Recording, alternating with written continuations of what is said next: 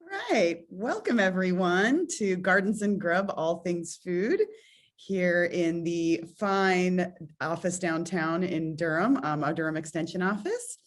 I'm going to talk today about an ingredient you all have enjoyed, but we're going to talk about 20 minutes about this ingredient, and then we're going to open it up for questions for about 10 minutes.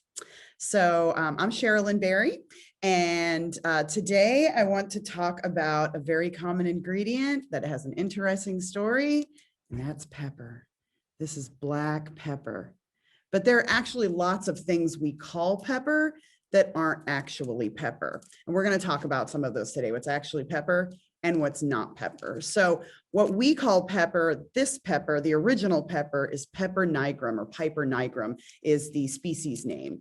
And it is a drupe, which on a flowering vine, a flowering tropical vine, and a drupe is a fruit with one seed inside. So if you can think of like a cherry or an apricot, those are considered drupes, or an avocado, it has one seed inside. So that's what pepper is. Pepper, black pepper, is harvested when the pepper is actually unripe. So it's harvested green. And then it is cooked, which like hastens the enzymatic process that turns the outside black. And so this is what we know as black pepper. All true pepper is native to the southern coast of India, which is why you hear about Tellicherry and Malabar peppercorns, because it's considered the Malabar coast. Kerala is not the correct pronunciation. It's like Kerala. So excuse me for my Indian friends that know that I'm pronouncing that the wrong way. So that coast down there is tropical, beautiful, and pepper grows all over the place. So this has been traded for thousands of years. It was first, of course, used in Indian cooking, but European explorers would actually come around the Arabian Peninsula, from the Mediterranean Sea around the Arabian Peninsula, and down into the southwest coast of India, and get a lot of different kinds of spices that we've actually talked about in the past. Then they would bring them up to Europe, and it was a closely guarded secret where they were getting things like this, because they didn't want to have competitors come and find their spices. And it's actually how Columbus ended up in America, is because he was actually looking for India. He was trying to figure out a different route, because Portuguese traders dominated the spice trade, and also Italians, they also dominated the spice trade, and Spain wanted a piece of the action. And so he ended up finding the Americas rather than another way to India, which is why he decided, he thought he was in India when he landed here, which is why he originally called our wonderful indigenous Native Americans Indians, which makes zero sense. But this is what he was looking for. He left to find spices, because this was worth its weight in gold.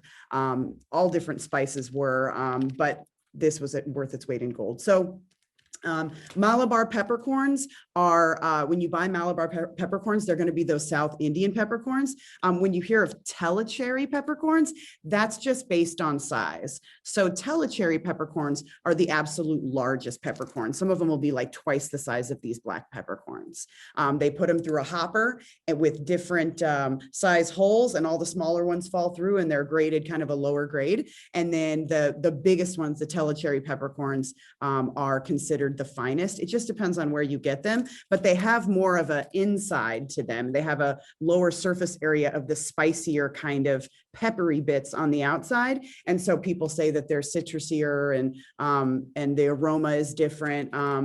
I personally can't tell the difference, because I've been eating black pepper for a really long time. I get it fresh. I get Indian pepper, but I love pretty much all forms of pepper. So you can see this is whole seed pepper. Let's talk a little bit about pepper grinders before we move on to the other types of pepper. So these are the ones I use in my house for pepper. I also have other ones for salt. And you're looking at these and thinking, what is this crazy lady have so many pepper grinders for? It's because I have different kinds of pepper in these. So you want to spend a little bit of money on a grinder, probably not more than $20. My dad, great guy, he's a collector of different categories of things, and one of them is pepper grinders. So he actually has a massive Lazy Susan, which is like a one of those kind of spinning tables on his bar at his house, and he probably has 60 or 70 pepper grinders. So these are not from his collection. So really, I don't even have that much of a collection of pepper grinders. I only have 3.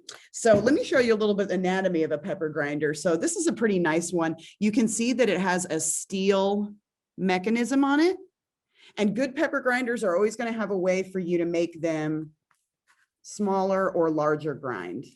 Okay, so that's a steel grinder. And let me show you this one. This one's a ceramic grinder. So this one actually makes it larger or smaller, turning it down here. And a ceramic grinder is nice if you can find one, because if you decide you want to put salt in this, you can. Never put salt, like coarse salt, in one of these grinders, because salt, we know what it does to the bottom of our cars, and our cars are made of metal. It will seize this up and you won't be able to use it. I don't recommend, like, if you want to go to thrift stores and buy things like cast iron and ceramic and stuff, great, go ahead and do that. But never buy a pepper grinder or a spice mill at a thrift store, because it's usually there because they've worn out the guy on the bottom. So you'll bring it home and you'll put your pepper in there and it'll like break them in half, and that's it. And you're like chewing on whole pepper. So pre-ground pepper, my humble opinion, is a why bother. I don't use it for anything. Mainly being, it doesn't really have any flavor. Once you start eating fresh ground pepper all the time, the other pepper that's the shaker on the table, it's not really that good. It doesn't, because in this little seed, there's all of these volatile oils that are delicious, and they're housed and protected in this outer cover. And so you break them, they're exposed to the air, they oxidize. And while they're oxidizing, they're putting off all of these delicious flavors that you want in your food and in your mouth, not in the air. And so that's why I recommend getting peppercorns. You can buy them by the pound. Like this is my little, I'll just buy them. It'll take me a couple of years to go through this, but I use a lot of black pepper. You put pepper in everything. So, black pepper. There is a misconception in history that black pepper was popular in Europe because in the Middle Ages and whatnot, because it masked the flavor of rotting meat. This is not true. I mean, I'm sure it probably would mask the flavor, but this was worth its weight in gold. So why would you save a piece of rotting meat if you just spent, this much money on this? You might as well spend a little bit of money on buying some fresh meat. So this is not something that would be wasted on something like rotting meat. Pepper is so popular that it's 1/5 of the world's spice trade, and the biggest producer of pepper currently in the world, black pepper at least, is Vietnam. So southern India does some of the finest pepper. Vietnam produces a whole lot of pepper. Anywhere where it's moist yet well-drained soils and doesn't ever frost, you can pretty much grow pepper. So we could grow pepper here in North Carolina, but you would have to grow it in a greenhouse in the wintertime. So just keep that in mind. You might be able to get away with it on the coastal plain, but you'd have to protect the plants in the wintertime. So let's move on to green pepper. So green pepper is just like black pepper. This is an unripe drupe. When black pepper is picked, it's actually this color. And it turns black because we're talking about that you cook this and dry it, and it hastens the browning process. This guy, they pick them and they freeze dry them, or they dry them with sulfur dioxide. Sometimes you'll see them in a jar with brine or with vinegar to preserve this green color. So some people don't like taking in sulfur dioxide because of sulfites. They are kind of not allergic to sulfur, but it doesn't sit well with them. But you can get these in a freeze-dried variety. They just pop them in the freezer. That is removing the water from the air, and they basically dehydrate them and they keep their shape. So that's green pepper. It's not quite as spicy. It's grassy and bright and citrusy. It's a totally different flavor. So this pepper is in this green grinder. This is really heavy, probably could use it for home protection because it's a couple of pounds. I got this for like $8 at IKEA. It looks expensive, but it's not. And it'll last for years and years and years. I did drop it and break a little piece, but my husband glued it back together for me. It still works. So, but yes, it's very heavy duty. I got them so that they all look different so that I know that this one's white pepper, this one's black pepper, and this one's green pepper. But this one I use the most. I love green pepper. It's so good on vegetables. It's really great as a finishing, like a finishing thing. So this is the one that always comes to the table when we serve dinner. But when I'm finishing a dish, like, you know, if I make like a piece of fish, I'll grind this over it right at the end. It's very delicate. Or like grilled asparagus or something like that. I like putting it in salads because usually I just put in, you know, a little sprinkle of a certain kind of vinegar, whatever kind, because I have about 10 different kinds, olive oil and salt and pepper. And and like just put fresh herbs in the salad. And it's a really great, wonderful, delicious kind of finish for things. It's fancy. It seems like it's fancy, but you can, you know, you can buy this. Don't buy your spices in the grocery store in the little glass jars. That's going to cost you so much money. It'll probably be $10 for this much. You can actually buy them in bulk, either direct from companies like Frontier, or, I mean, I'm not promoting that brand. There are lots of spice companies that you can buy from. There's also Amazon, and they have a bunch of different spice companies that they sell. But if you buy them and you keep them in jars like this, then they'll last for decades. Just keep them in the dark. So, or you can refrigerate them, but a lot of people don't want to use up their fridge space for that. So moving on to white pepper. So this is a Sarawak white. It's just the region that it's grown in. There's also a Montauk white. There's a lot of different kinds of white pepper. The Montauk white actually doesn't have as much. It has more color to it. It more looks like coriander. You'll notice that these grains are much smaller than black pepper, even though they're the same plant. That's because they actually pick these ripe. So when those little peppercorns, they initially start off green and are harvested to make green or black pepper, eventually, just like a, you know, chili pepper, they'll turn red. And then they're harvested and soaked and then rubbed, or they call it redding, but they rub that red cover off the outside and then they dry it and it becomes white pepper. So it doesn't have as much piperine. Piperine is the active ingredient that makes you want to sneeze. It has a good amount of piperine in it, but it doesn't have the black cover on it that actually has other kinds of terpenes for flavor. So because there's a fermentation process that goes along with making these or harvesting and processing them, they smell like pepper, but there's a little bit of like funk, like cheese on them, a little bit like an earthy, funky smell, like a cooked mushroom or like cheese of some kind, where it tastes a lot better than it smells. So this is used for things like, it's used a lot more actually in Chinese cooking, and sometimes in Tamil cooking, which is a area in a state in central India. This is used primarily in those types of cooking, but it's also used in French cooking and other things like bechamel sauces, which is a white sauce.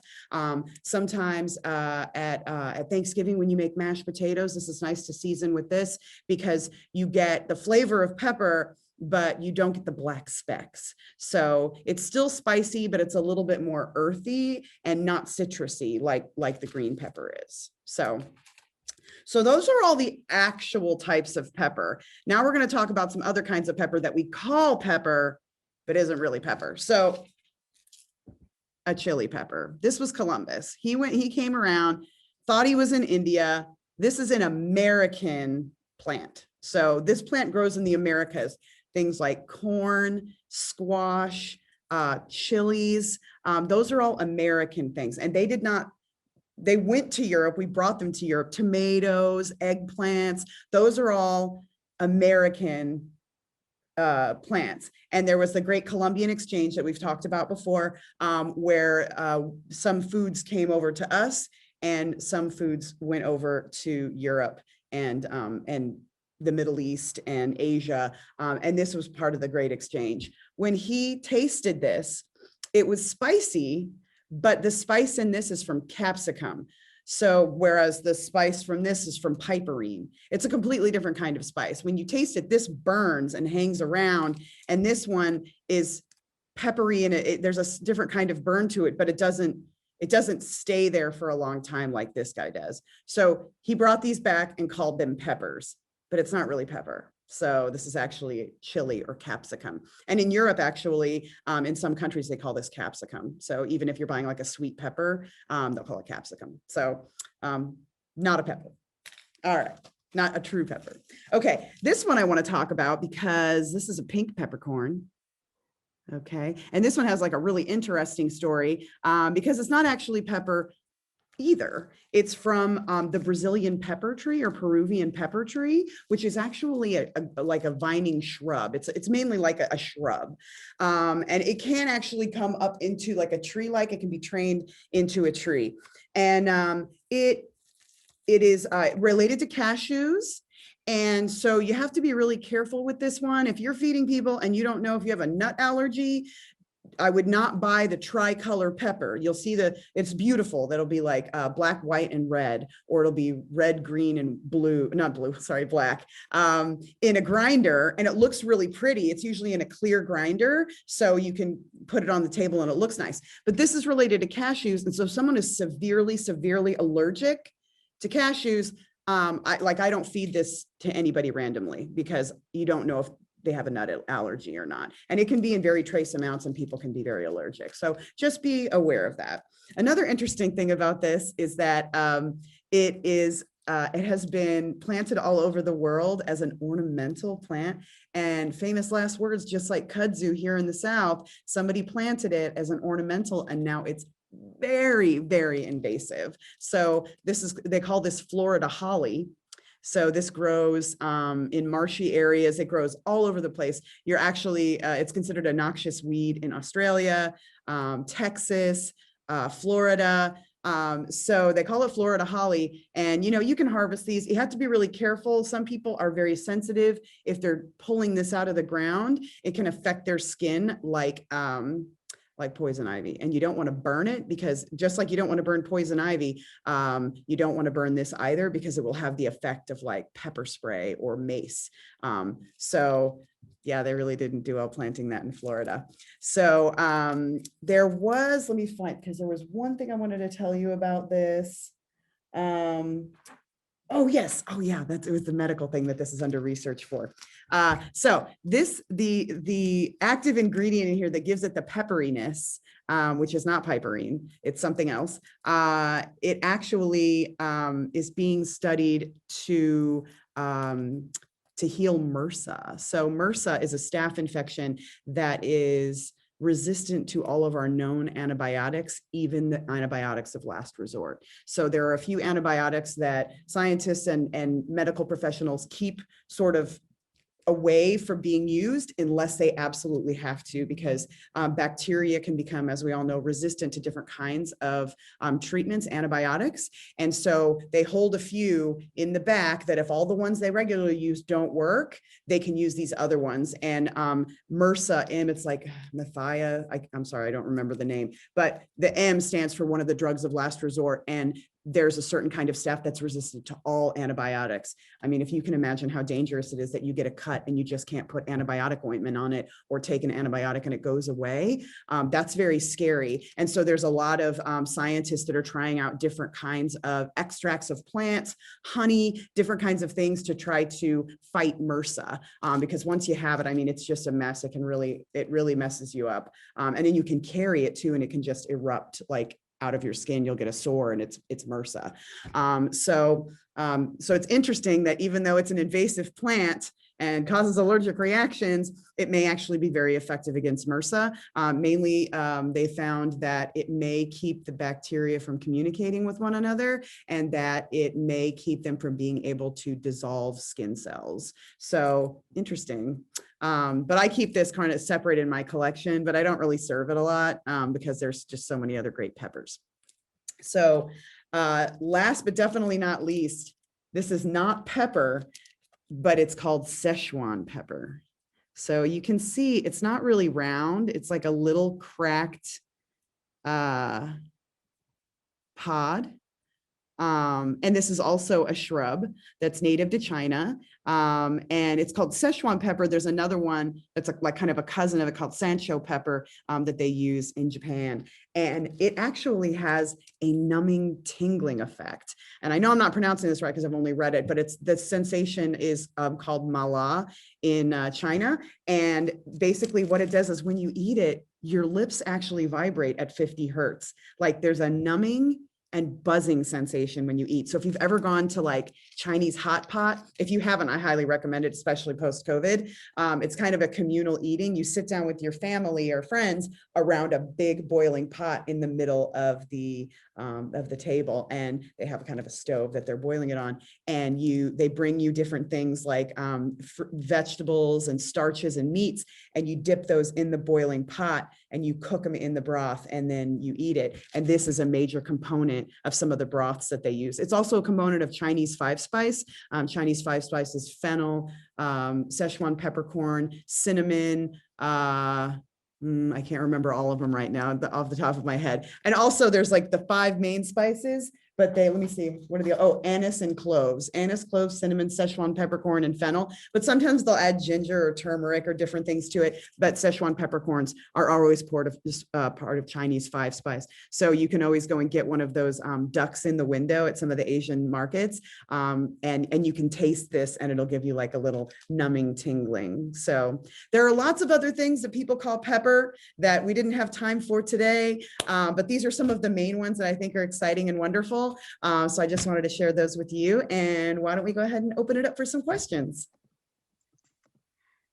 Thank you, Sherilyn. I was curious. I've had the sensation of this Szechuan pepper before, and I think I've had the same sensation when I've eaten lotus root. Is it the same thing where your lips starts vibrating? I don't know. Well, the chemical is called hydroxy alpha sanchul. Is the main one. You know what? I'll look into that. That's something that I don't know. Lotus root. Look it up. Cool. All right. Well, I will get on. I'll do my job and get on with other people's questions.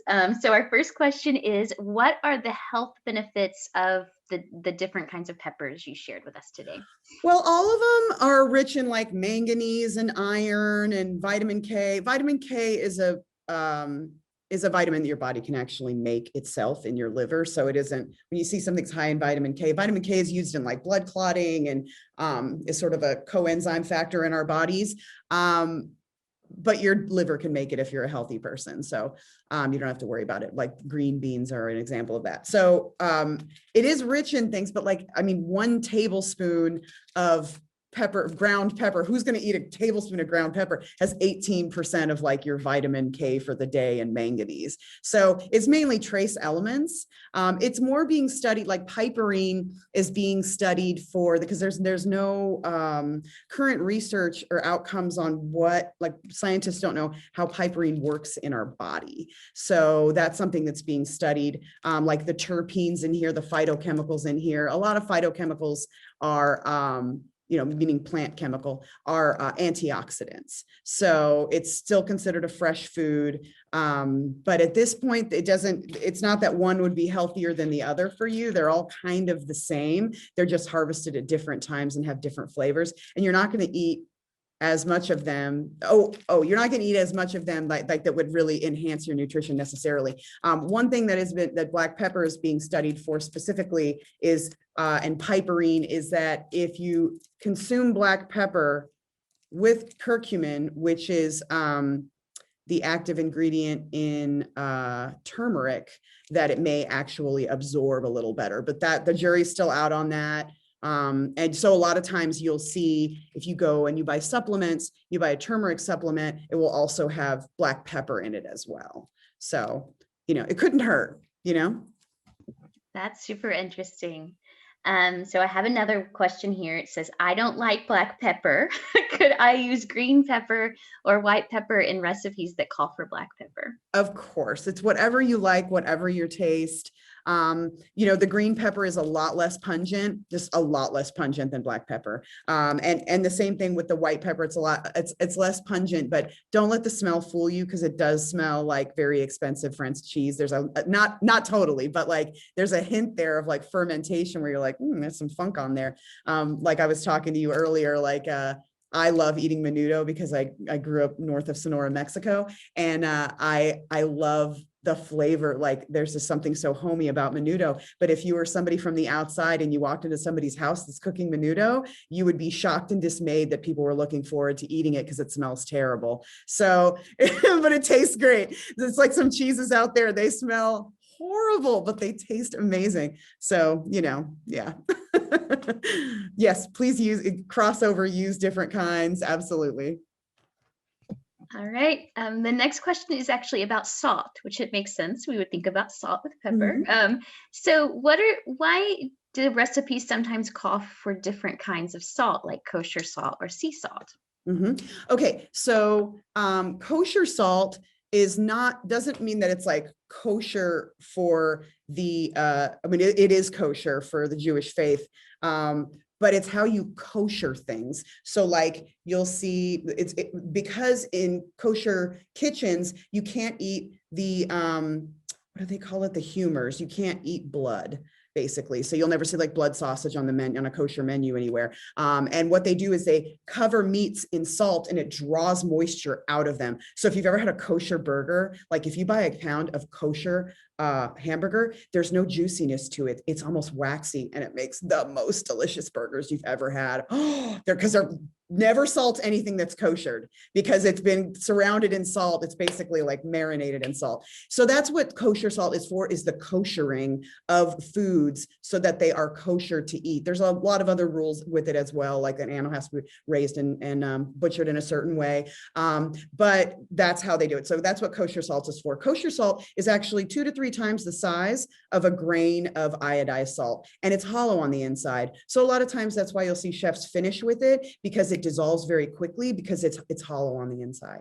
So if something calls for a tablespoon or a teaspoon of kosher salt, you're going to do like 2/3 of a tablespoon of regular salt if that's what you have, because it's just a bigger flake. So kosher salt and iodized salt, I keep kosher salt around for things, if I want to make like a brine for a turkey or something, I'm not going to use an expensive salt. But if you're doing finishing salts on things, and we could do a whole week on salt, I have quite a collection of salts as well. Go for a nicer salt. Like you can get nice salts for pretty cheap online. A Celtic gray salt, it's a sea salt, so it has like a lot more of the natural minerals still in it. I get them from particular seas. Like there's a red alai salt from Hawaii that is evaporated in clay pits, and so the salt has a natural like red color to it. Pink Himalayan salt is mined in ancient seabeds where there were like little plankton living in the ocean, and it dried up, and now that salt is pink because it's the same reason that flamingos' bodies are pink, is because they eat that krill and it turns these little crustaceans and it turns their body pink. So I could go on for hours about salt, but really it's just like such an adventure, the possibilities of and all of them have a little bit of a different flavor. My favorite to finish is Malden salt. I'm not promoting any particular brand. It's just that is a kind of a larger, crunchier crystal. And it's really nice when you have it on like, the first time I had it was Florida Soul was the first time I had on apple pie. I had a little bit of the salt on this apple pie, and it's like a crunch to it and this like a brightness. It's just, so once you get used to fresh ground pepper and good salt, those shakers don't even exist to you anymore, really. They don't. It's like, if I have to, I'll use a salt shaker, if something's totally bland at a restaurant. But really, like, it's one of those things where you can spend a little bit of money and it'll last you a really long time and enhance so much more of what you're enjoying in your food. So. Wow. So I think the 2 action items from this are a future episode on salt. Yes. And COVID needs to end so we can get back in the classroom and you teach us how to make these delicious foods, right? Oh, I will. I will. Everybody get that double shot in the arm or the single shot that's coming down the pipe, because we gotta cook. Well, why don't we do salt next week?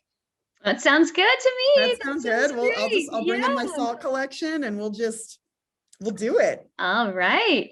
Well, we have 1 minute if anyone has any more questions or wants to unmute themselves. All right. Well, you did a great job answering everyone's questions today, Sherilyn. Thank you so much. No problem. Next week we'll do salt, everybody. Bring the popcorn.